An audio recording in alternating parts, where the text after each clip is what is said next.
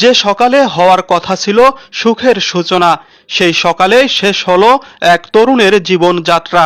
বাসর রাতের সকালেই শেষ হয়ে গেল নবদম্পতির স্বপ্নময় জীবনের গল্প। বিয়ের আনন্দের রেশ তখনও ঘরে ঘরে, আত্মীয় স্বজনেরা ফিরেও যাননি। কিন্তু হঠাৎই আনন্দ ঘর পরিণত হয় শোকে। নববধূর কান্নায় ভেঙে পড়ে ঘরের চারি দেওয়াল। মাত্র কয়েক ঘন্টা আগেও ছিল যে সাজঘরের হাসি, এখন শুধু নিস্তব্ধতা আর শোকের ভারী বাতাস। দর্শক, এমনই এক স্বপ্নযাত্রা নিমিষেই শেষ হওয়ার ঘটনা ঘটেছে ফরিদপুরের সালথা উপজেলায়। 24শে অক্টোবর শুক্রবার সকালে উপজেলার বল্লভদী ইউনিয়নের পিসনাইল গ্রাম থেকে 27 বছর বয়সী জামাল ফকির নামে এক যুবকের মরদেহ উদ্ধার করে থানা পুলিশ।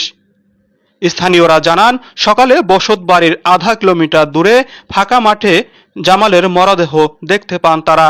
খবর পেয়ে পুলিশ ঘটনাস্থলে পৌঁছে মরদেহ উদ্ধার করে।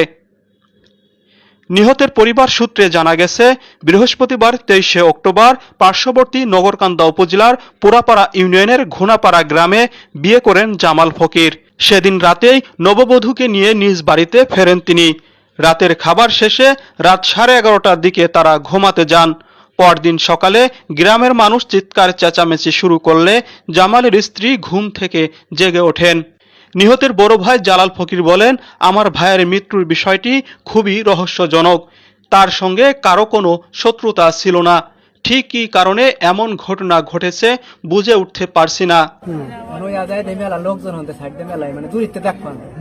আমি বলছি কি তা আমি যাই দেখা যাক কাছের গেলে আমরা না ধরলে আমরা যাই দেখবো না কিরা তখন যাই আমি একটু ভালো একটু দূরে থাকতি দেখি আমার ভাই ওই লুঙ্গি পড়ার গেঞ্জি কাকাল দেখছি ওইটা ফলো ওইটা ওখান থেকে আমি ডাক ছাড়ছি। এটা আমি কই ভাই আমার জামা এই লোকজন দিয়ে মানে মানে আমি ধরি নাই মেলা কত পর আমি ভর্তি করতে সহ্য হয় না এসে পড়লো ধরছি।